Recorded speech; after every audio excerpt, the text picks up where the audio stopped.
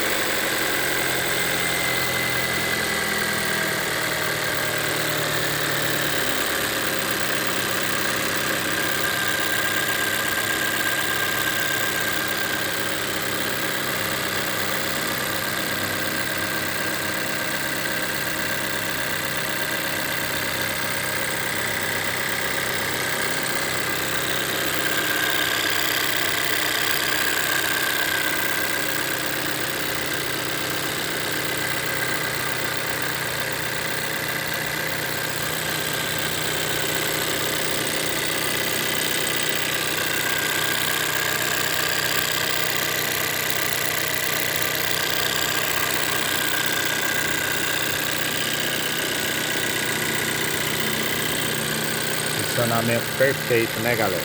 Muito top. Vocês viram que a marcha lenta vai estabilizando. Vou ficando por aqui. Assista nosso curso aí. Grande abraço. Valeu, galera.